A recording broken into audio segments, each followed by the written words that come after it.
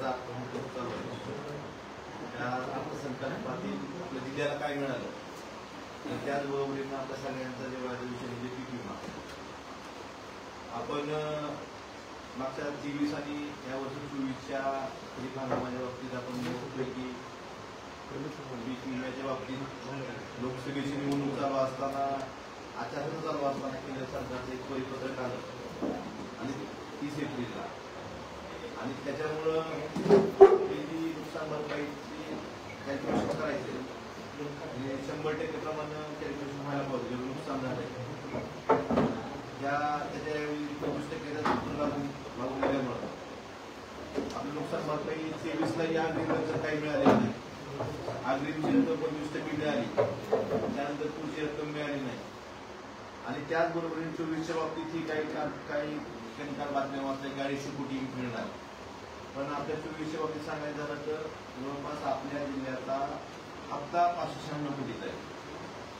Premium आपण 596 कोटी बनले आपल्या जिल्ह्यात आणि त्याचे जर 250 कोटी मिळणार तर तो कौतुक करत असेल तुम्ही खरंच हास्यास्पद गोष्ट आहे. हे पैसे कमी काय मिळायला लागले. आपल्या जिल्ह्यात खरीपच्या बाबतीत आपण जर या वर्षी 24चं बघितलं तर जवळपास 5,49,791 शेतकऱ्यांनी पूर्वसूचना दिल्या होत्या. त्यापैकी 5,32,826 पूर्वसूचना पात्र झाल्या होत्या. त्यातल्या 5,32,000पैकी 4,70,000 सूचना ह्या सोयाबीनच्या होत्या आणि याचा 60% 70% जे नुकसान भरपाई होती काही पंचनामे झाले होते. परंतु 30 एप्रिलच्या परिपत्रकामुळे जी प्रत्येक हेक्टरी 24 ते नुकसान भरपाई मिळायच्या ऐवजी तिथं 25% प्रमाणच केंद्र सरकारच्या मोदी सरकारच्या परिपत्रकामुळे ही नुकसान भरपाई 6,200 ते 6,500 दरम्यान मिळणार. 75% नुकसान आहे. मागच्या वर्षी अग्रिम मिळाले नाही. या वर्षी जवळपास म्हणजे 24,000 हेक्टरी मिळायची 6,000 रुपये ते 6,500 हेक्टरी मिळणार. ह्याला जबाबदार फक्त केंद्र सरकारचे एक परिपत्रक आहे पण आणखी फक्त महाराष्ट्रासाठी काढलेले परिपत्रक आहे. आम्ही विधानसभेच्या निवडणुकीसाठी वारंवार खासदार साहेबांनी त्यावेळेस शेतकऱ्यांची कृषी मंत्र्यांना भेटले, विनंती केली. आपण स्वतःच्या बातम्या लावल्या असल्या की परिपत्रक रद्द होणार म्हणून कोणाच्या प्रेसनोटवरनं किंवा कोणाच्या सांगण्यावर. कारण हे परिपत्रक रद्द नाही झालेलं का झालं नाही ह्याचं उत्तर धाराशिव जिल्ह्यातल्या जनतेला ह्या सरकारने देणं गरजेचं आहे. हे परिपत्रक कंपनीसाठी चाललं होतं. 23चं नुकसान झालं, 24चं नुकसान झालं. ते परिपत्रक नंतर कधी होणार याचं उत्तर दिलं पाहिजे. आणि 596 कोटी रुपये हप्ता भरायचा आणि 250 कोटी रुपयाची त्याच्या भरपाई शेतकऱ्यांना मिळवायची म्हणजे मिळवून देतोय असं मिळून जर कोण श्रेय घेत असेल तर ही दुर्दैवाची गोष्ट आहे की शेतकऱ्यांची सतत फसवणूक झाली. ह्याला जबाबदार कोण. आणि केंद्र सरकारकडनं आता आपण म्हणतोय डबल इंजिन सरकार आहे, राज्याचं सरकार केंद्र सरकार भारतीय जनता पार्टीचं आहे. हे परिपत्रक रद्द का होत नाही याचं उत्तर ही सत्ताधाऱ्यांनी देणं गरजेचं असं मला वाटतं. हा विम्याच्या बाबतीत हा विषय झाला. सगळ्यात दुसरा महत्वाचा विषय आपला कृष्ण मराठा सिंचन प्रकल्पावर मागच्या वर्षी 500 कोटी रुपये तरतूद होती. या वर्षी 600 कोटी रुपये तरतूद केली आहे संदर्भात. मागच्या वर्षी 500 कोटी तरतूद केली पण त्याला 30% गट लावला. या वर्षी ही 600 कोटी तरतूद केली. दरवर्षीप्रमाणे यालाही कट लावणार. त्यामुळे परत पैसे कमी मिळणार. 400 म्हणजे 30% जरी कट मारला तरी 420 कोटी रुपये मिळू शकतात आपल्याला. आजपर्यंतचा अनुभव यांचा बघितला. आणि दरवर्षी आता हा प्रकल्प फक्त 7 TMC जर पूर्ण करायचा असेल तर आपल्याला जवळपास 3,500 रुपये आता ह्या क्षणाला लागतात. कमीत कमी 1,000 कोटीपेक्षा जास्त तरतूद गरजेचं होतं. पण तसं न करता 600 कोटीची तरतूद केली. त्यात परत कट आणि दरवर्षी ह्या प्रकल्पाची किंमत भाववाढीनुसार 10% भाववाढ होते. परत पुढच्या वर्षी यावर 3,500 कोटी लागते तर पुढच्या वर्षी परत 350 कोटी रुपये वाढतात. प्रकल्पाची किंमत तेवढीच वाढते. हा मूळ प्रकल्प आपला 4,700 कोटीचा होता. 4,700 कोटीवरून 12,000 कोटीवर गेला आणि ह्याची सुधारित प्रशासकीय मान्यता घेतली गेली. आणि या सुधारित प्रशासकीय मान्यतेत काही लोक तुझं क्रेडिट घेतात. पण एक गोष्ट लक्षात घ्यायला पाहिजे की शासनाने जर वेळेवर पैसे दिले तर हे सर्वसामान्य पैसे आहेत. आपला जिल्हा दुष्काळी आहे, आपल्याकडे जिल्हा आहे. आपल्याला जर आपल्या हक्काचं पाणी वेळेत जर पैसे दिले तर आपल्या हक्काचं पाणी मिळू शकलं असतं. परंतु ह्यांनी वेळेवर न पैसे देणं आणि कॉन्ट्रॅक्टरची भरती करत दरवर्षाला ते कॉन्ट्रॅक्टरला पडत नाही तेवढं 7 TMC पाणी येणार आहे. म्हणजे जर 4,700 7 TMC पाणी येणार होतं आता 12,000 तेवढंच पाणी येणार आहे. आणि ह्याची जर परत वेळ लावत गेला पुढे तरतूद नाही केली आणि दरवर्षी कट लावत गेले आजपर्यंत अनुभव असा आहे दरवर्षी कट लावतात तर परत त्या प्रकल्पाची किंमत 12,000 कोटीची 15,000 कोटीवर जायला काही राहणार नाही. 15,000 कोटीपर्यंत जाऊ शकते आणि याला जबाबदार कोण? एका बाजूला तुम्ही म्हणता मराठवाड्याचा अनुशेष भरून काढायचा आहे. आम्ही कुठल्याही विकास काम थांबणार नाही ताकदीनं करू. ते डबल इंजिन 3 इंजिन त्याच्यामध्ये 2 इंजिन आता 5 इंजिन सरकार आहे. मोठ्या मोठ्या गोष्टी करण्यापेक्षा प्रत्यक्षात काय मिळालं आणि तरतूद का कमी झाली याचं उत्तर ही सरकारनं देणं गरजेचं आहे किंवा मतदारांनी देणं गरजेचं असं मला वाटतं. आणि त्या दोन्ही बाबतीत ह्या 2 गोष्टी विमा आणि कृष्ण मांडा सिंचन प्रकल्प ह्या दोन्ही गोष्टी बाबतीत सरकारनं आपल्या जिल्ह्याची फसवणूक केलेली आहे आणि मला पूर्णतः जबाबदार या भारतीय जनता पार्टीचं सरकार असं मला सांगायचं. सगळ्यात महत्वाचं आता विकास थांबला नाही विकास अजून लई स्पीड महाराष्ट्र थांबणार नाही. महाराष्ट्र थांबणार नाही. या सरकारच्या अर्थसंकल्पात आपल्याकडं धाराशिवला 500 बेडेड हॉस्पिटलची घोषणा झाली 361 कोटी रुपयांची तर त्याला आवश्यकता आहे. 2024-25च्या अर्थसंकल्पात तरतूद आहे 1,000 रुपये आणि आता 25-26च्या अर्थसंकल्पात तरतूद आहे परत 1,000 रुपये. मागचा 1,000 आणि आताचा 1,000 2,000. हे जो उद्घाटन 500 बेडच्या रुग्णालयाचं उद्घाटन मला वाटतं ते मित्राची कोण होते उद्घाटनानंतर 2,000 कोटी निघतात. 361 कोटी रुपये लागणाऱ्या 500 बेडेड हॉस्पिटलसाठी जरी सरकार प्रत्येक वर्षी 1,000 रुपयाची तरतूद करत असेल तर महाराष्ट्र कसा पाळणार आहे आणि धाराशिव कसं पुढे विकासाच्या मार्गावर जाणार आहे याचं उत्तर मला वाटतं ह्या सरकारने देणं गरजेचं आहे. की झालं हॉस्पिटलच्या बाबतीतला विषय. आपल्या माहितीसाठी ट्रॉमा केअर सेंटर आहे कानाळ्याला त्याला जवळपास 22 कोटी 60 लाख रुपयाची आवश्यकता आहे. त्याच्यासाठी तरतूद 1,000 रुपयाचीच आहे बरं का त्या ट्रॉमा केअरला सुद्धा. परत तुळजापूरला ही जी तर गांभीर्य असं आहे की राज्यपालाच्या अभिभाषणात तुळजापूरच्या न्यायालयाचा उल्लेख झाला. राज्यपालाच्या अभिभाषणात आता राज्यपालाच्या अभिभाषणात उल्लेख झाल्यावर आम्हाला वाटलं आमच्यासारख्या बाहेर माणसाला वाटलं तरतूद होईल काय काम पटदिशीर पूर्ण होईल. 31 कोटी रुपयाची आवश्यकता आहे. तरतूद किती आहे परत त्याला परत 1,000 रुपये. कसा विकास चाललाय कशा पद्धतीने चाललाय तर सांगा मला समजून की ह्या पद्धतीनं जर अजून बजेटचं आपण जर अवलोकन केलं तर मला वाटतं आमदार साहेबांनी जे विषय मांडले ते अतिशय महत्वाचे आहेत सिरियस आहेत. ज्या मराठवाड्यामध्ये ज्या महाराष्ट्रातल्या पूर्ण जिल्ह्यामध्ये सर्वात जास्त शेतकऱ्याच्या आत्महत्या ज्या जिल्ह्यात होत्या त्याच्यापैकी धाराशिव जिल्हा आहे. केंद्र सरकारनं जी मागासलेल्या जिल्ह्याची यादी जाहीर केली त्याच्यापैकी एक मागासलेला जिल्हा हा धाराशिव आहे. अशा जिल्ह्यामध्ये सिंचनाचा अनुशेष भरून काढण्याच्या बाबतीत राज्यपालाच्या अभिभाषणात घोषणा होते आणि त्याच्यानुसार तरतूद काय होती तर जेवढं तुमचं प्रत्येक वर्षी त्या ठिकाणी रक्कम वाढणार आहे महागाईमुळे जी रक्कम वाढणार आहे 3,500 कोटीच्या प्रकल्पासाठी प्रत्येक वर्षी 10% जरी आपण महागाई पकडली म्हणजे प्राइस एक्सक्रेशन पकडलं तर 350 कोटी रुपये होते. मला वाटतं त्या प्रकल्पासाठी 500 कोटीची तरतूद करायची आणि परत त्याला 30% कट लावायचा. मला वाटते मग म्हणजे प्रत्यक्षात तरतूद किती झाली आता सुद्धा 600 कोटीची तरतूद केली परत त्याला 30% कट लावणार म्हणजे साधारणतः 420 कोटी रुपये तुम्ही देणार प्रकल्पाला आणि त्या प्रकल्पाची किंमत ह्याच वर्षात पुढच्या वर्षात जेव्हा ही प्रकल्प करायला जातात तेव्हा तेवढीच रक्कम म्हणजे 350 कोटीतून अजून त्या प्रकल्पाची रक्कम वाढणार. मला वाटतं अशा पद्धतीचं अतिशय दुर्दैवी काम या ठिकाणी चाललंय आणि मला कमाल ह्या गोष्टीची वाटायची की असं सगळं चाललेलं असताना अशा पद्धतीनं घोषणा चालू आहेत की त्याचा म्हणजे खरंच म्हणजे काय विचारवंत माणसं आहे ती काय थोर माणसं आहे ती त्यांचा म्हणजे कुठं नेऊन जाहीर सत्कार करायचा असं तर सांगा बाबा की अशा पद्धतीने इकडे तरतुदी अशा आणि पलीकडे बोलताना तुमची भाषणं तशी ती अतिशय दुर्दैवी आहे. आणि आपल्या माहितीसाठी आमदार साहेबांनी जे सांगितलं 597 कोटी रुपयाचा विम्याचा हप्ता कंपनीला मिळाला आहे. किती 597 कोटीचा 2024 आहे. केंद्र सरकारचं परिपत्रक आल्यामुळं 24,000 रुपये एका हेक्टरला आपल्याला नुकसान भरपाई मिळाली असते शेतकऱ्याला. किती? 24,000 रुपये.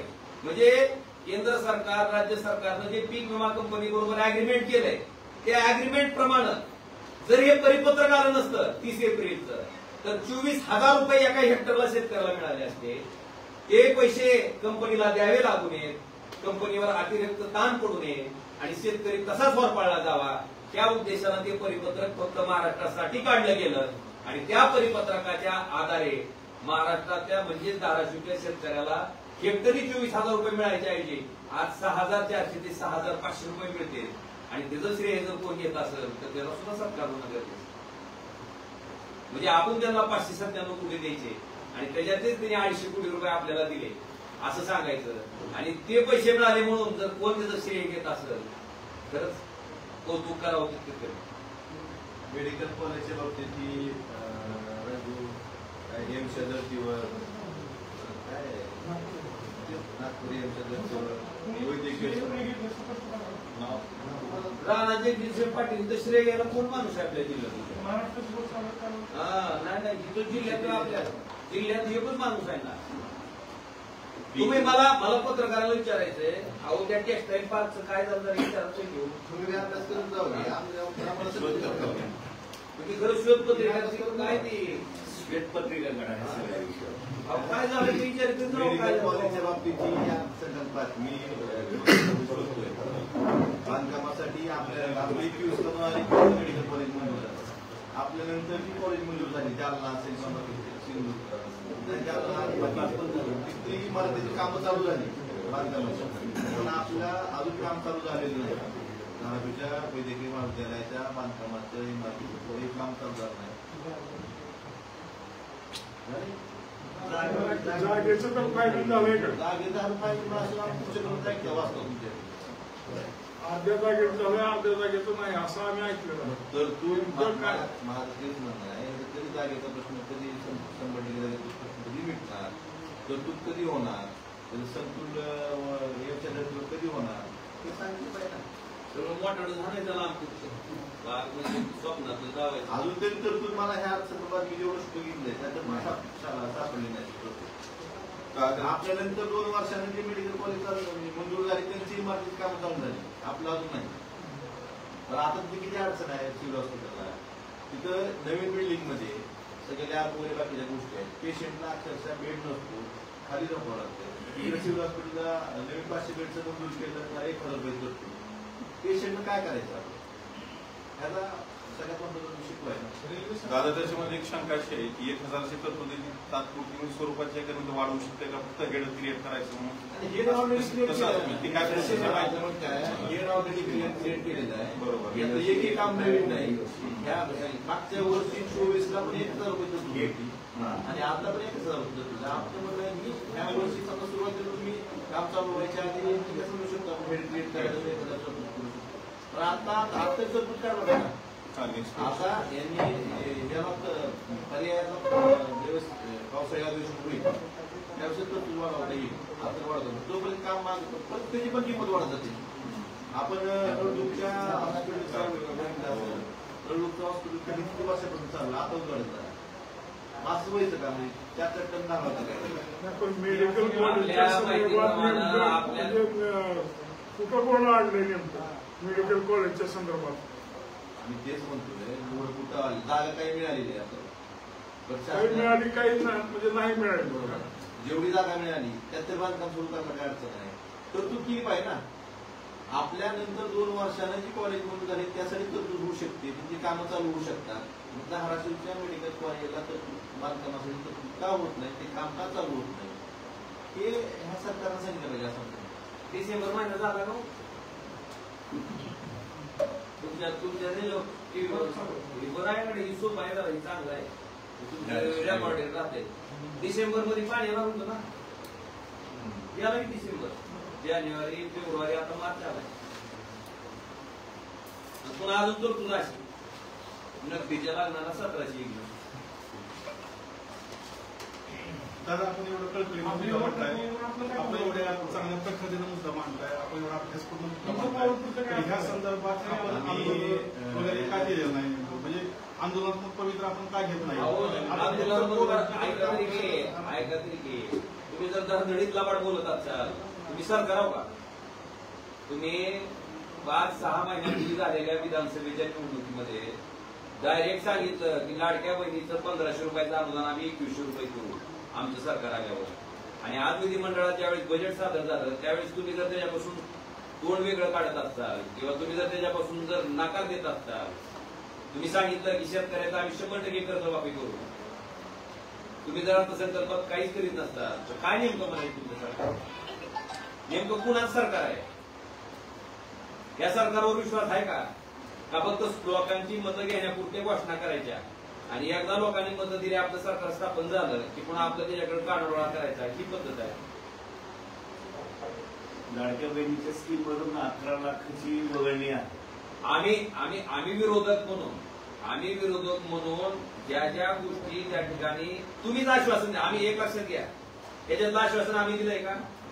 आश्वासन तुम्ही दिले. तुम्ही दिलेल्या आश्वासनाची आम्ही तुम्हाला जुळणी करून द्यायला लागलो, तुम्हाला आठवण करून द्यायला लागलो की तुम्ही आश्वासन दिले पूर्ण करा. मेडिकल कॉलेज संदर्भात मुख्य सचिवांसोबत काहीतरी बैठक आहे असं मध्यंतरी पालकमंत्र्यांनी सांगितलं होतं. पालकमंत्र्यांच्या बैठकीत तुमचं सांगितलं होतं, जिल्हाधिकाऱ्यांनी काहीतरी सांगितलं. मुख्य सचिवासोबत मेडिकल कॉलेज संदर्भात बैठक आहे लवकरच. माझं म्हणणं आहे मुगली एरंडापासून सगळं तुम्ही काढा एकदा. माझ्याकडे काकडून माझं गोळा करायला चालू आहे. त्या मुगली एरंडाचं काय झालं, त्याचं डिझेल निघालं का नाही, कारण राखील निघणार होतं ते मुगली एरंडापासून. काय झालं एकदा विचारा तरी मला दाखवा तरी. ती झाली की पुन्हा टेक्सटाईल पार्क आहे, किती वर्षात पुन्हा व्हिडिओकॉनची फॅक्टरी आहे. किती म्हणजे किती स्मारक आहेत आपल्या जिल्ह्यात तर बघण्यासाठी. खरं त्या स्मारकाचं एकदा दर्शन जर घडविलं सगळ्या जनतेला. आणि मला कमाल काय त्याची वाटते, समजा आपण एखादी गोष्ट सांगितली आणि ती जर पूर्ण तिकडे नाही गेली तर त्या गोष्टीची माणूस म्हणून आपल्याला खंत वाटत राहते. पण ही त्याच्या पुढची निर्णवलेली आहे ती, त्याचं खंत जर सोडून द्या, परत नवीन घोषणा असते, परत नवीन घोषणा. आणि त्याचं काय तर वाटतं लोकात हसं नाही, लोकांच लक्षात घ्या. आता ही इलेक्ट्रॉनिक मीडिया आहे, तुम्ही बोललेली प्रत्येक गोष्ट रेकॉर्डेड राहते. तुम्ही जर एखादी गोष्ट बोललात आणि ती जर पूर्ण नाही झाली तर लोक 100% तुमचा हिशोबच करणार. पण तिथं ब्रेकच जागा नाही अजून मी पुढचं जाय सगळं. बरं माझी तुमच्याकडून माफक अपेक्षा येतच आहे, समजा होणारच नाही घोषणा का म्हणून करता. एखादी गोष्ट खरंच त्या ठिकाणी शक्य नाही किंवा करणं शक्य नाही किंवा करणं होणार नाही, का घोषणा करायची आपण? कशाला स्वप्न दाखवायची? मुंगेरीला ती हसीन ती सुद्धा लाज असं राव सांगायला काहीतरी, पण ही लाजनच गेली ती. आता धाराशिव बीड आणि चित्रपट समजण्याच्या यांच्या रेल्वेच्या मार्गासाठी निधीची तरतूद करण्यात आली.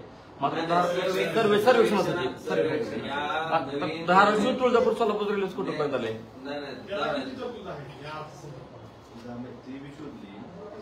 अजून एक गमत सांगतो तुम्हाला. पूर्वी अर्थसंकल्पाचं काय व्हायची, पुस्तकं यायची आणि पुस्तकं आली की त्यातली पानं चाळून तरतुदी काढायची. आता ह्याच्यात हुशारी काय केली, सॉफ्ट कॉपी त्याच्यात डिजिटल उघडणं किती. आणि अर्थसंकल्पात कसं असतं, अर्थसंकल्प काय 2 दिवस सुट्ट्या असतात. जी अर्थसंकल्प जनरल चर्चा झाली सुट्ट्यात मग ते बघून मग बोलतात हे सुट्ट्या वेळ दिला, पण यांनी त्याला वेळ दिला. आमची विनंती आहे, आम्हाला आम्ही काल म्हणजे 2-3 सोमवारी अर्थसंकल्प आणि मंगळवारी लगेच हे केलं. बघायचा वेळ द्या. आधी कसं आहे, आधी अर्थसंकल्पाचं जाहीर झाला की त्याची पुस्तकं मिळायची, बॅग म्हणून पुस्तकं आणि ती पुस्तकं चालली की दिसायचं काय चालावं तीच कळत नाही. उघडत नाही, उघडले की बसते माझ्याकडे कॉम्प्युटर आपल्याला, आपण कॉम्प्युटर कसं काय चाललंय कशी काढेल.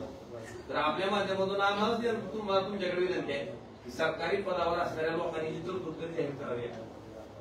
शक्तीपीठाचा अलाइनमेंट बदलून काहीतरी ते विकास चालू होतात.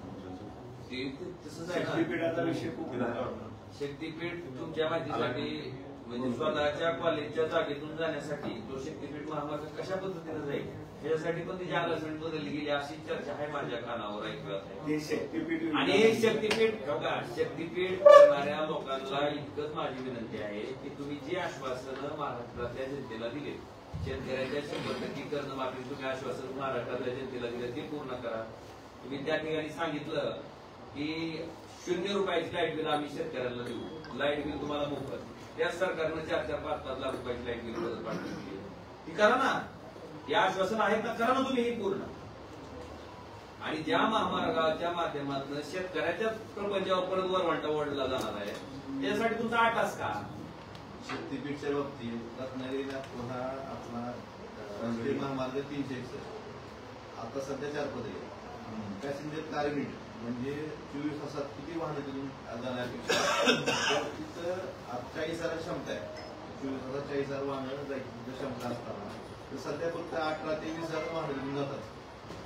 मग तो जर महामार्ग निम्या क्षमतेनं वाहतूक असेल, त्याची क्षमतेपेक्षा निम्याच वाहतूक असेल, तर मग हा शक्तीपीठ करायचा 8 तास का? आमचं पहिलंही म्हणणं होतं, आता आपण बघतो बाबतीत बघतोय, आपल्या आरोग्याच्या सुविधा असेल, सिंचनाच्या सुविधा असेल, तिकडे एवढेच पैसे आहेत. आता इकडे मात्र सरकार पैसे नाही विकास आहे. मग शक्तीपीठला गरज असणाऱ्या शक्तीपीठसाठी पैसे कुठून येणार? आणि ते जर पैसे तुम्ही सिंचनासाठी द्या, आरोग्य सुविधेसाठी द्या, तर आमच्या लोकांचं जीवन मात्र उंचावलं ना. बरं, तुम्हाला त्या ठिकाणी ह्या राष्ट्रीय महामार्गाच्या जवळ आपला उद्देश सांगते की आपली सगळी जी शक्तीस्थळ आहेत, जे तीर्थक्षेत्र आहेत, ती जोडायची. त्या राष्ट्रीय महामार्ग 361 पासून जे महामार्ग शक्तीस्थळ असेल किंवा मंदिर असेल ते तेवढं 4 पद्धतीने जोडा. हे का करत नाही सरकार? शक्तीपीठचा 8 तास का? पुन्हा असा विकास करण्यासाठी शक्तीचा 8 तास आहे सरकारने सांगावं. निवडणुकीच्या जे सांगितलं होतं ते आम्ही करणार नाही. निवडणूक झाल्यानंतर नियत का बदलली सरकारने? जसं लाईट बिलाच्या बाबतीत नियत बदलली, म्हणजे दुसरं उदाहरण सरकारची ह्या बाबतीत नियत बदलली सरकारची. धाराशिव पोस्ट ऑफिस संदर्भात अर्थमंत्र्यांनी काही भाषणात हे केलेलं आहे, घोषणा केली आहे. नेमकी काय घोषणा केली? आता राज्यपालाच्या घोषणाने सांगितलंय. आता अर्थमंत्र्याच्या घोषणेचं काय होतं? राज्यपालाच्या घोषणेत तुम्हाला आपल्या माहितीसाठी आपल्या जिल्ह्यात म्हणजे मी ऑन रेकॉर्डवर बोलतोय, मी खासदार होण्याच्या पूर्वी किती नवीन पोस्ट ऑफिस चालू झाले आणि मी खासदार झाल्याच्या नंतर नवीन पोस्ट ऑफिस जे मागण्या होत्या ती किती चालू झाल्या, त्याचाही आढावा मी डिटेल तुम्हाला देणार आहे. आपण त्याचा माहिती घ्या. आणि अजून इथून पुढच्या कालखंडामध्ये सुद्धा मी स्वतः ज्योतिरादित्य शिंदे जे आपले मंत्री महोदय आहेत त्यांनाही मी विनंती केलेली आहे. आपल्या भागात बऱ्याचशा पोस्ट ऑफिसच्या मागण्या येतात ज्या की तिथल्या लोकसंख्येवर आधारित त्या ठिकाणी होणं गरजेचं आहे. मला वाटतं ते करण्यासाठी माझा प्रयत्न असतो. मुख्य पोस्ट ऑफिस ही मला सध्या तर म्हणजे मोडकळी सांगली झालेली आहे. त्या संदर्भात म्हणजे आवश्यक होता मागणी करी. मागणी म्हणजे आधी मी करतोय अर्थसंकल्पात त्या मला वाटतं आधीच्या माझ्या भाषणात ते आहे. आधी पत्र दिले मंत्री महोदयांना. आपल्याला जी म्हणजे पत्र दिलंय अर्थमंत्र्यांनी त्यात असा उल्लेख केलेला आहे. अर्थमंत्र्यांच्या भाषणात लिखित भाषणाचे परिषद क्रमांक 25 आणि 96 यामध्ये धाराशिव पोस्ट ऑफिसच्या इमारती संदर्भात उल्लेख केला आहे. लाभाडाचा अवधान जेवढे हा फक्त उल्लेख केला म्हणजे आपल्या दिलेल्या पत्रात अर्थमंत्र्यांनी. माझं एवढं नेमका काय उल्लेख आहे हीच म्हणजे आपल्याला माहित होती. ते आता सगळं डिजिटल आहे ना. सगळं डिजिटल. आरोप प्रत्यारोपच होत राहत आहे. फक्त धाराशिव विकासाचा मार्ग आरोप प्रत्यारोप नाही. आरोप प्रत्यारोप नाही. तुम्ही पहिल्यांदा दुरुस्त करा. आरोप प्रत्यारोप नाही. 300, 500 आता माझं ऐका. आता माझं ऐका ना. माझा ऐका. आरोप प्रत्यारोप नाही. 597 कोटी पीक विमा कंपनीला देऊन त्या कंपनीनं आपल्याला 250 कोटी रुपये दिले म्हणून जर कोण स्वतःची पाठ ठोकून घेत असेल तर त्याला शहाणपणा म्हणायचा का मूर्खपणा म्हणायचा का? आम्ही मूर्ख आहे. मग अशा परिस्थितीमध्ये 597 कोटी रुपये ज्या पीक विमा कंपनीनं त्या ठिकाणी प्रीमियम घेतलाय तीच विमा कंपनी केंद्र सरकारच्या 30 एप्रिलच्या परिपत्रकाचा आधार घेऊन जर फक्त 250 कोटी रुपये आपल्या भागातल्या शेतकऱ्यांना विमा देत असेल आणि स्वतःची नफेखोरी 347 कोटी रुपये करत असते तर त्याच्यावर बोलायचं नाही का? त्याच्यावर बोलायचं नाही का? अहो आपल्या माहितीसाठी हे परिपत्रक रद्द व्हावं म्हणून मी स्वतः कृषी मंत्री महोदयांना भेटलोय. हे परिपत्रक रद्द व्हावं म्हणून मी केंद्रातील कृषी मंत्री महोदयांना मी स्वतः भेटलोय. शिवराज सिंग चौहान साहेबांना माझं स्वतःचं पत्र दिलंय. त्याच्यानंतर सत्ताधारी पक्षातल्या मंडळींनी सुद्धा आपल्यासारख्याच प्रेसमध्ये सांगितलं की हे परिपत्रक रद्द होणार. आमचं म्हणणं तीच आहे की कंपनीला 347 कोटी रुपये फक्त एका वर्षात फायदा करून देणारं परिपत्रक रद्द कधी होणार आहे की आपल्या माध्यमातून आमचा प्रश्न आहे. आम्ही कृषी मंत्र्यांना राज्याच्या केंद्राच्या परत विधानसभेत असेल दिल्ली लोकसभेत असेल जे आमचे आयुध आहेत या ठिकाणी ह्या गोष्टी सरकारने जसं लावून दिलेले तरी पण सरकार रद्द करत नाही हे विचारायचं नाही का. मग हा नुसता आरोप म्हणायचा का. आम्ही कुठेच बोललो नसतो कुठंच काय केलं नसतं काय आरोप केला तर मी मागवली विचारली गोष्ट वेगळी ते सांगितलं केलेलं सांगायचं नसतं. आजपर्यंत केलेलं आहे तुम्ही आमचा रेकॉर्ड काढून बघा ते आरोप नाही मी स्पष्टीकरण आहे त्या गोष्टी बोलल्यावरती बोलल्यावर नाही. कागदपत्रेनुसारच चाललेलं आहे. आपण काय नियोजन करणार आपण काय केलं ते सांगितलं तुम्हाला काय केलं कागदपत्री कागदपत्री म्हणजे सरकारला आपण नमुन्यासाठी काय करणार आहात थोडं काम होणं हे गरजेचं आहे. सांगायचं आमचे जे आयुध आहेत आम्हाला जे अधिवेशनात आम्हाला बोलायचं संधी मिळते त्यात वेळोवेळी आम्ही गोष्ट असतात पटनावर गोष्टी आणतात सरकार पुढे काय करत नाही हेच आम्हाला तुमच्या माध्यमातून मला तुमचं काय मला आश्चर्य वाटतंय की परिपत्रक काढणाऱ्या केंद्र सरकारला तुम्ही काय बोलायचं नाही असं म्हणता का. ते बोलायचं सर पण आणि तुमची इच्छा काय काय करणार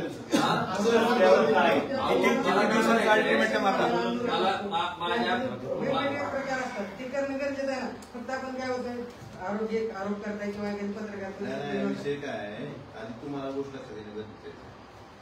तुम्ही जी प्रश्न आली त्याची शब्द त्याची वस्तू तुम्हाला येऊन आली तुम्हाला सांगायचं आणि आम्ही जे जाऊन सुद्धा हे जे परिपत्रक आहे त्या परिपत्रकाची आम्ही शेतकऱ्यांना होळी करणार आहे रद्द होत आहे. आणि रस्त्यावर जे आंदोलन आम्ही केले असं कुठे कांद्याच्या सोयाबीनचा ज्या वेळेस तुमचं पाम तेलावरचं आयात शुल्क बाद केलं सोयाबीन आयात केलं त्यावेळेस आम्ही आंदोलन केले.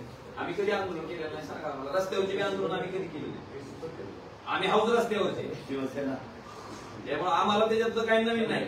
आम्ही तुम्हाला काय सांगायला लागलोय की काही माणसं अशा पद्धतीने लोकांची फसवणूक करते त्यावेळेस वस्तुस्थिती लोकांच्या लक्षात आणून देणं काम आहे का नाही.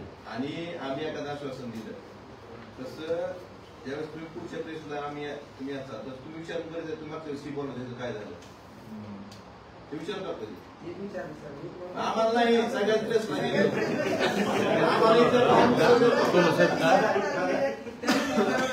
मराठवाडा असेल विदर्भ असेल त्यांचा अनुशेष भरून काढण्यासाठी वैधानिक विकास महामंडळ होती. आता वैधानिक विकास महामंडळाची स्थिती काय आहे ऍक्च्युअली कार्यरत आहे की नाही त्याच्याबद्दल तुम्ही काय मागणी करता. वैधानिक विकास महामंडळ ही फक्त कागदावर लिहिलेली गोष्ट आहे. त्यावेळेस अडीच वर्ष त्यावेळेस हेच विरोधी पक्ष यांनी मोठी मोठी भाषणं केली. त्यावेळेस सरकार आलं त्यावेळेस मग गप्पायचं. मराठवाड्या सर सुद्धा शिक्षणासाठी निधी मागच्या वर्षी जवळपास 4,800 कोटी रुपयाचा निधी होता.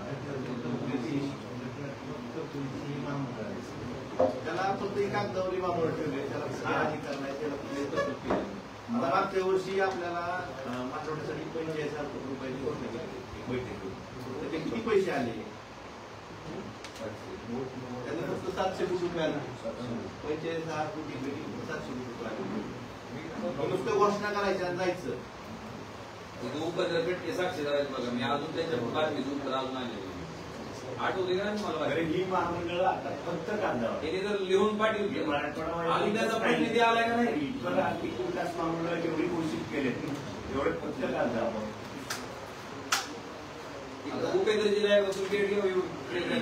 मागच्या वर्षी आपल्याला 600 कोटी रुपयाचा हप्ता भरला होता. त्या केंद्र सरकारच्या परिपत्रकामुळे आपल्याला दिवसात चालू कोटी नाही आहे. 303 कोटी रुपये मागच्या वर्षी आहे. ह्या वर्षी 596 कोटी आहेत मिळाले 250 कोटी. दरवर्षी 300 कोटी एका जिल्ह्यातून परिपत्रक मोठत असतील आणि शेतकऱ्याला 24,000 रुपये तरी मिळायचे 6,000 मिळत असतील. आपला हप्ता यावर्षी महिन्यात किती आहे सोयाबीनचा हप्ता किती होता आहे नाही का तुम्ही सांगा. शेतकऱ्याला माहिती 10,700 रुपये हप्ता भरायचा. सगळ्या तक्रारी द्यायच्या सगळं नुकसान झाल्यावर परत जर त्याचे 6,000 रुपये मिळत असतील आणि ते जर आपल्याला कौतुक असेल तर मग आपल्यावर आपण 6,000 सगळं कुठं आहे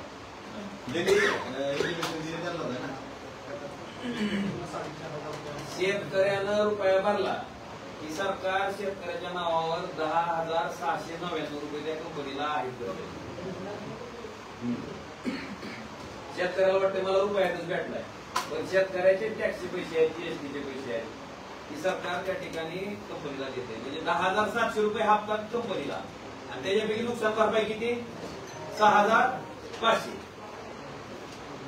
तिथं जर आम्ही जर तुम्हाला येऊन जर सांगत असतो, तुम्ही कशा राहणार पाहिजे आम्हाला?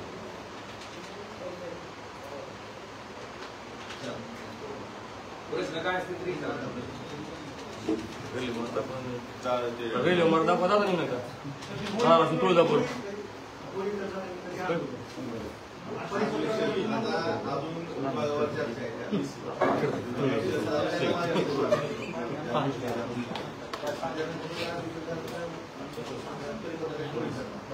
एक लक्षात घ्या, विरोधक म्हणून बोलण्यापेक्षा किंवा हे करण्यापेक्षा वस्तुस्थिती तुमच्या सगळ्याच्या लक्षात आणून देणं आमची जबाबदारी आहे.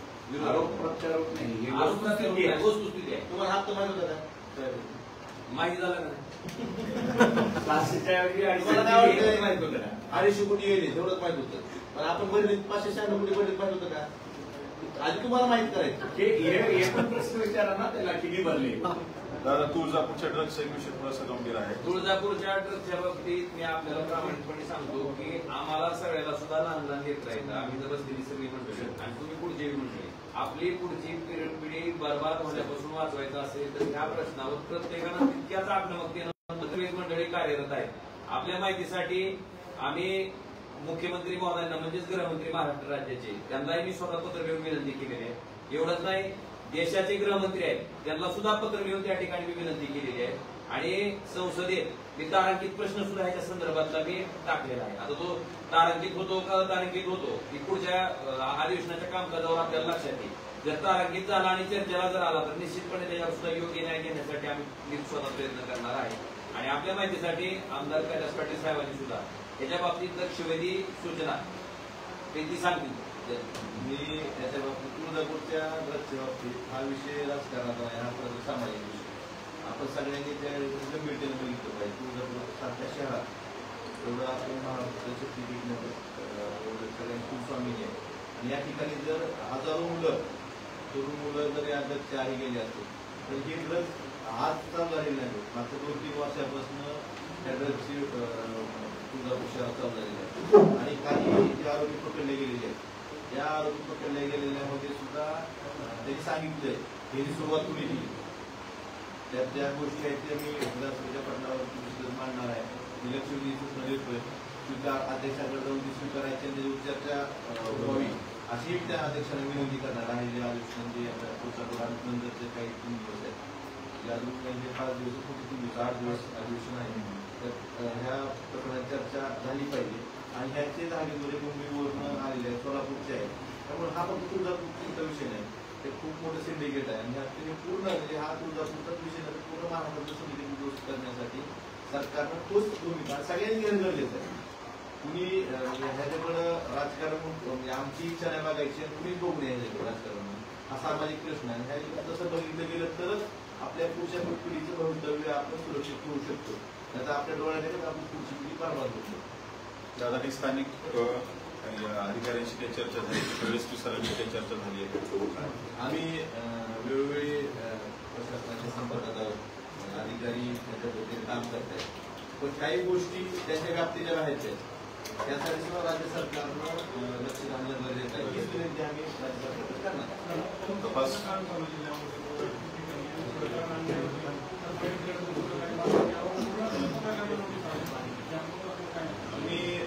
परवा आता एक नोटिफिकेशन आला असेल, बघितलं असेल, अर्बन नक्षल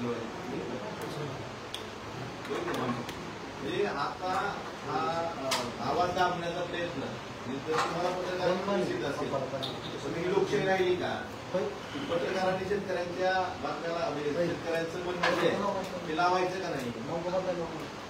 हे हा डोक्याची घटना आहे. नोटीस हिंमत कशी होती, कुणाची हिंमत होती? तुम्ही शेतकऱ्याचं म्हणणं स्वतः मांडायचं नाही.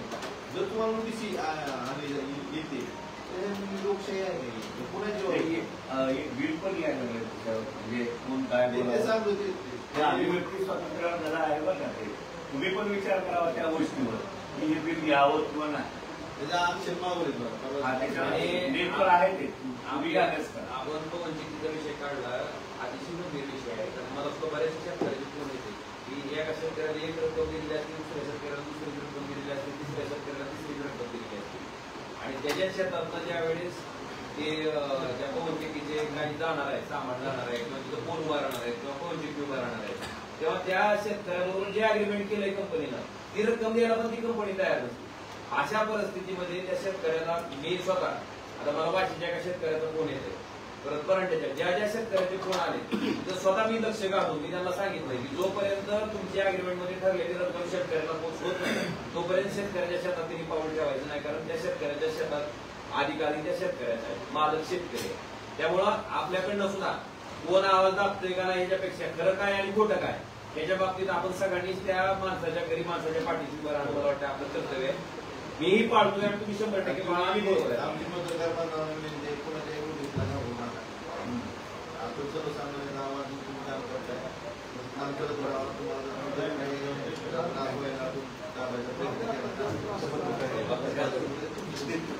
पवनचक्कीच्या खरेदीच्या रेट संदर्भात असं आहे की रेट काय लिहिलंय ते शेतकऱ्यांना सांगणारी सहाय्या घेतल्या जातात आणि त्याच्यात शेतकरी बसतो. त्यानंतर पत्रकारांना विनंती आहे की तुम्ही शेतकऱ्यांमध्ये थोडी आवाहन केलं पाहिजे. मी पण तुमच्या पण शेतकऱ्यांना वाचन करावं, त्याला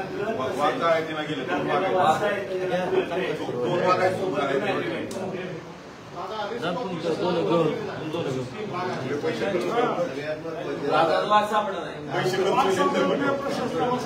3.5 महिने झालं वाद सापडत नाही.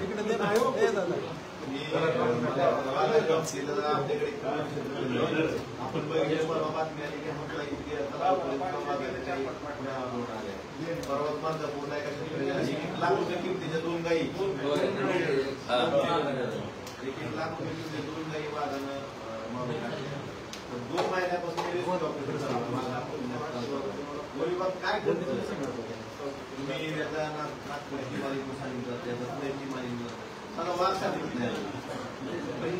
उद्या आज जनावर आला, उद्या जर माणसावर हल्ला झाला तर शेतकरी दिवसाची लाईट नाही, रात्री लाईट आहे, नागरिकांसाठी शेतात जावं लागतं. शेतकरी पण त्या भागातला शेतात जायला तो लावला लागला.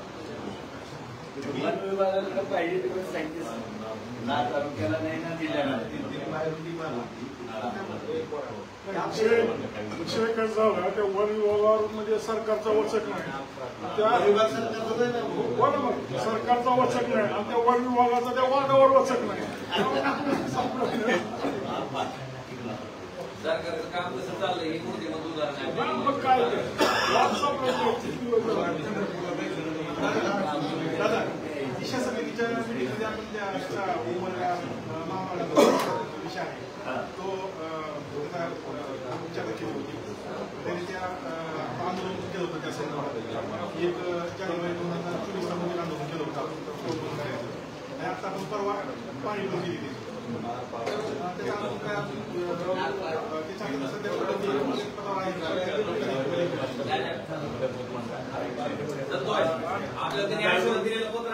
नळदूरचा बायपासाला एक साईड चालू झालेला आहे, मार्चपर्यंत दोन्ही भाग चालू होतील आणि इथून ते उमरगा पर्यंत जो भाग आहे त्याच्यातल्या बऱ्याच सुधारणा आपल्या आंदोलनामुळे झालेल्या आहेत.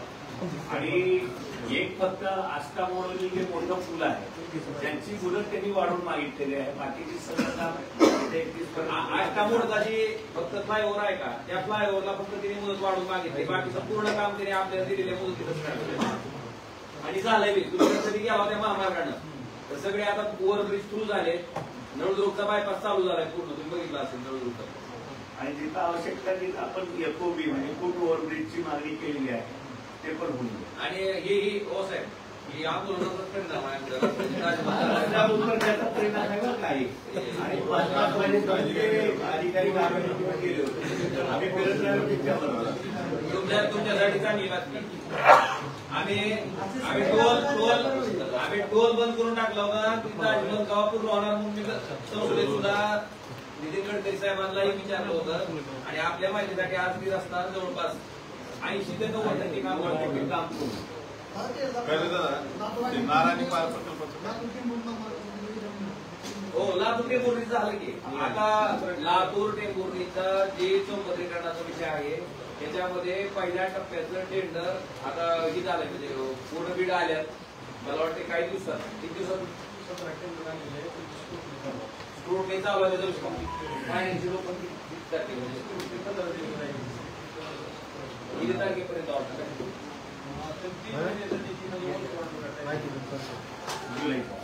आणि कम्प्लिशन लातूर टेंभुर्णीचं साधारणतः 3 महिन्यात पुढच्या वर्क ऑर्डर होईल आणि तिथून पुढे 1.5 वर्षात काम पूर्ण होईल.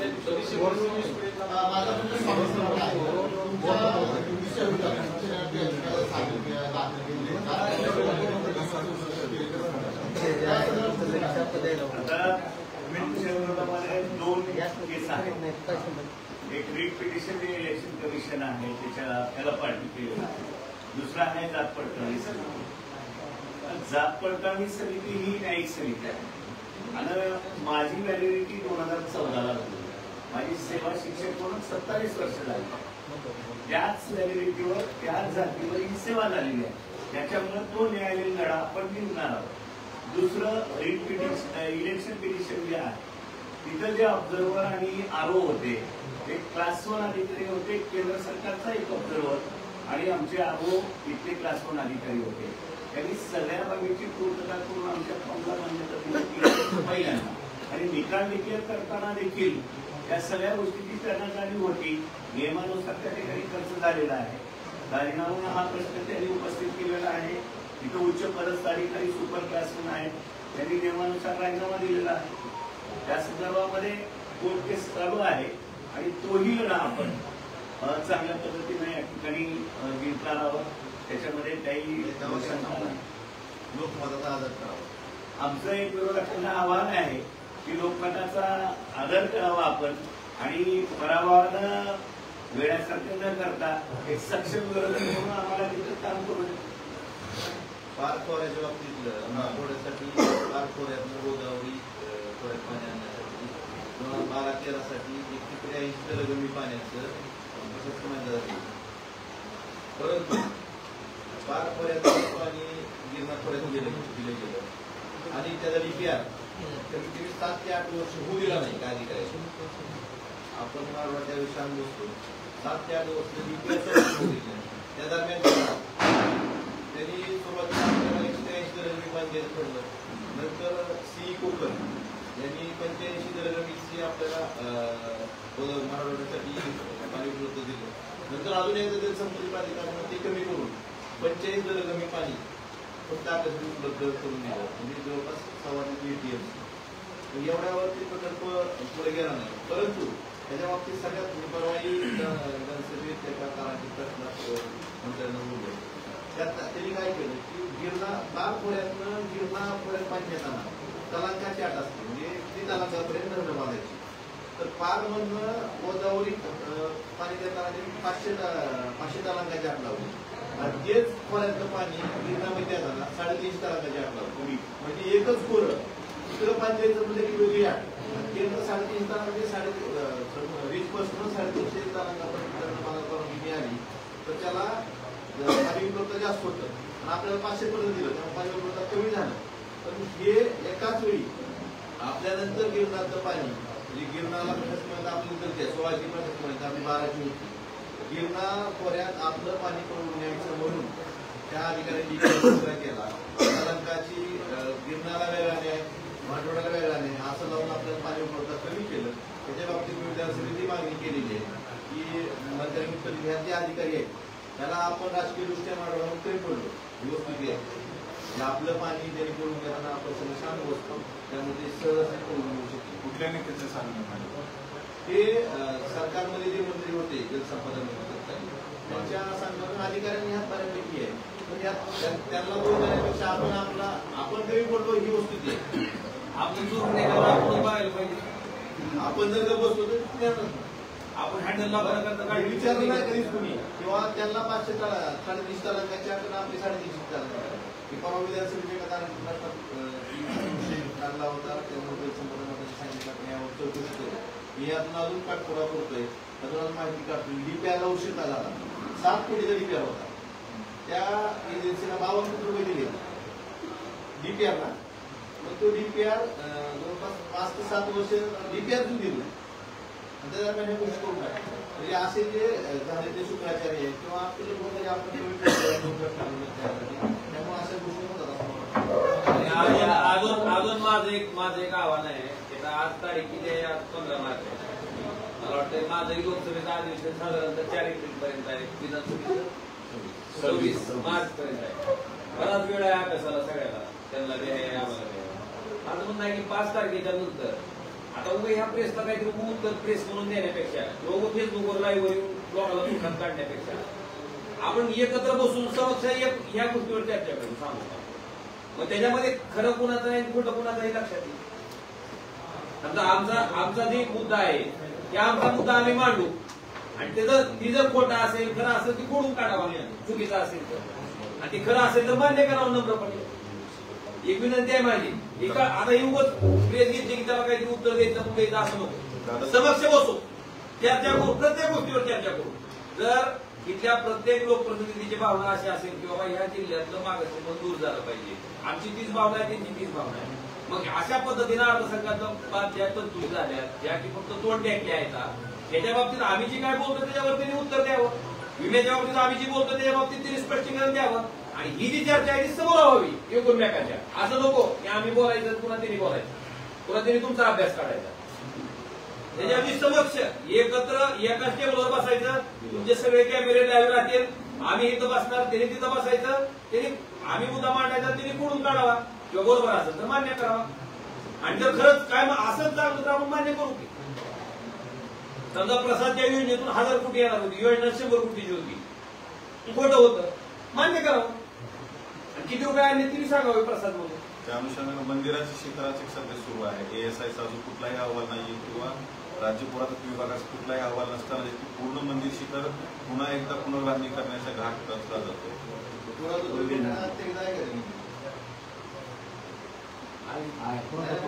आजकालच्या वागण्यावर नाव आहे कोणाच्या आई तुळजाभवानीचा विषय आहे आणि आई तुळजाभवानीला महाराष्ट्रातली सगळी लोक फार दिला आणि अख्या देशातील तिथं आईच्या चरणी नतमस्तक होते. मला वाटते अशा आई तुळजाभवानीच्या देवीच्या मंदिराच्या बाबतीत जर काय झालं असेल तर हा श्रेयाच्या प्रश्नापेक्षा आज तिथली वस्तुस्थिती, तिथल्या परंपरा, या सगळ्या गोष्टी आपण लक्षात घेऊन त्याच्यावर वक्तव्य करणं गरजेचं आहे आणि वागणं सुद्धा गरजेचं आहे. आणि पुरातत्व विभागाला मला वाटतं एक लावली चपराकच आहे ना. ज्या पद्धतीनं राज्याचं पुरातत्व विभागाचे अधिकारी आले आणि त्यांनी जे काही केलं गेलं होतं त्याच्या बाबतीत वक्तव्य केलं ती एक चपराकच आहे. त्याच्यातनं तर काहीतरी बोध घ्यावा आणि इथून पुढे असे बांधणी करून दादा तुम्ही सुरत चेन्नईपासून एक रस्ता सांगितलं होतं स्वतः सन्माननीय गडकरी साहेबांनी हाऊसवर ऑन टेबल हाऊस डिबेट बघितले असेल प्रश्नोत्तराच्या असेल तर त्यांनी सुद्धा त्यांनी मान्य केलं की आम्ही ते करू. सुरत चेन्नईचं असं दुर्दैव आहे तुम्हाला सांगतो की तो भारतमाला प्रोजेक्टच्या बाहेर काढलाय सुरत चेन्नई आणि भारतमालाच्या प्रोजेक्टच्या बाहेर काढल्यामुळे गडकरी साहेबांना त्याला परत डबल प्रशासकीय मान्यता घ्यायची वेळ आली. आणि आता कारण कर्नाटकमध्ये जर आपण बघितलं असेल कर्नाटकपर्यंत तर कर्नाटकमध्ये सुरत चेन्नईचं काम बऱ्यापैकी पूर्ण होत आहे आणि बऱ्याचशी जमीन अधिग्रहित केलेली आहे कुणी NHI आणि त्या जमिनीवर कामाला परवानगी न मिळाल्यामुळं NHI त्या अधिग्रहण केलेल्या जमिनीचे कितीतरी व्याज कोट्यावधी रुपयाचं व्याज द्यावं लागते. गडकरी साहेबांनाही वारंवार भेटतोय, त्यांनाही विनंती करतोय की पुढचा जो राहिलेला महामार्ग आहे, पुढचा जो टप्पा आहे तोही पूर्ण करण्याच्या दृष्टीने प्रयत्न करावा. तर त्यांनी एकदा फायनान्स डिपार्टमेंटला तो प्रपोजल पाठवलं होतं, फायनान्स डिपार्टमेंटनं परत रिजेक्ट केलं, परत दुसऱ्यांदा त्यांनी पाठवलं असं माझ्या माहितीनुसार आहे. 5 डीपीआरचा विषय 14-15 पासून सुरुवात झाली त्याला 7 कोटी 27 लाखाचा डीपीआर होता. 2 वर्षात डीपीआर देणं अपेक्षित होतं. 16 पर्यंत डीपीआर झालं त्याला 51 कोटी 22 लाख रुपये आजपर्यंत खर्च आहे. दरवर्षी 14-15 मध्ये कसे 1 कोटी 28 लाख, 15-16 लाख 93 लाख, 16-17 1 कोटी 1 लाख, 17-18 76 लाख, 18 कोटी 1 कोटी 19 लाख, 19 1 कोटी 63 लाख, 20 कोटी 13 कोटी, 21 कोटी 26 कोटी आणि 24 कंपनी प्रायव्हेट कोणाशी संबंधित माहिती लिहून आली. पण माझं म्हणणं काय प्रायव्हेट माझं म्हणणं आहे DPR बनवायला आता हे परवा वर्षांनी किमानवाड्याला आम्ही पुढच्या दुष्काळ बघू देणार नाही. हे जर झालं तर ह्याला 1, 2, 3, 4, 5, 6, 7, 8, 9 वर्ष लागत असं DPR बनवायला. 7 कोटीचं भाव DPR बरं का काम असतं द्या. DPR बनवायला 9 वर्ष लागत असतील तर काम कधी होणार. DPR बनवायला उशीर का केला याचं मागचं कारण आहे की आपलं पाणी त्यांना दुसऱ्या परत करून द्यायचं होतं म्हणून DPRला उशीर केला आणि त्यामुळं ते पाणी करून द्यायचं टेंडर झालं. त्याचं नियमाप्रमाणे झालं तर आपलं किती पाणी बनवू शकतो त्याचं नियमाप्रमाणे झालं तर आपल्याला या कमीत कमी अजूनही परवाही बोलतो 172 लघवी पाणी अधिक शिल्लक आहे ते पाणी देऊ शकतो. तुम्हाला 172 म्हणजे 28.316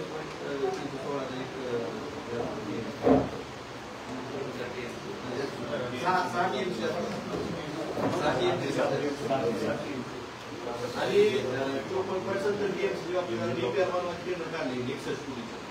ह्याच हिशोबाने आता DPR बनवायचं केंद्र कितीपर्यंत जाईल आणि किती वर्ष लागतील. आणि त्याच महत्वाची आपली मागणी असणार आहे की आमच्या जिल्ह्यातील हिस्से ठरवून घ्या. 1.5 लाख किंवा 1200 आमचे हिस्से ठरवा. मानवण्यासाठी म्हणून सांगताय आमचा हिस्सा काय यासाठी सुद्धा मी मुख्यमंत्र्यांना भेटणार आहे. त्या बाबतीत सुद्धा पाणी कसं आणायचं जायकवाडीचं माजलगाव मधनं पाटोदा मार्गे सुंदरवाडी तांदूळवाडी मार्गे मार्गातून परत यामधून पाणी आणता येईल आपल्याला. त्या बाबतीत सुद्धा एक आम्ही तात्पुरते पुढे केले आपण बघू शकतो. त्यात मला पाण्याच्या बाबतीत आपली अवेअरनेस झाली पाहिजे आपल्या जिल्ह्यात. आता बॅरेजेस लागून आहेत आपल्याकडे बॅरेजेस का नाही. आपल्या बॅरेजेस सर्वे झाले एस्टिमेट झाले पुढं का नाही. आपल्या तेरणा आणि माधवांच्या बरोबर 38 केटी आहे. त्या 38 केटीमध्ये बॅरेज झालं तर बरेच आणि जल त्याला कुठल्याही जल आराखड्यात पाणी उपलब्ध करण्याची गरज नाही. त्या गोष्टीवर सुद्धा काम होणं गरजेचं आहे. आणि आपल्याला ह्या गोष्टी आपण लोकांपुढे लोकांमध्ये या बाबतीत जे लोकांनी प्रश्न झाले पाहिजे त्यासाठी सगळ्यांनी मिळून काम केलं पाहिजे असं मला वाटतं. गोदावरी जलसंधारण विभागात जिल्ह्यातील 55पैकी 40 बंधारण दरवाजे बांधले असतात त्यात बांधलेच नाही त्याला पैसे मिळतात अशी चर्चा आहे. 55पैकी 40 बंधारण दरवाजे त्यात काय केलं तुम्हाला बऱ्याच माझी अनुभव आहे. बंधारे बांधले गेटेड सेंद्री तर त्यांनी गेटच टाकले.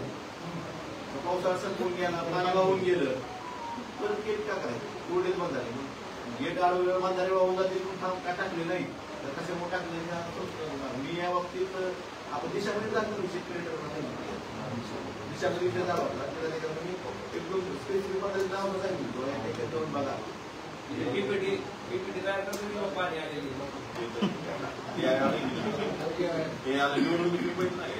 लोकसभेला काय करतात लोकसभेला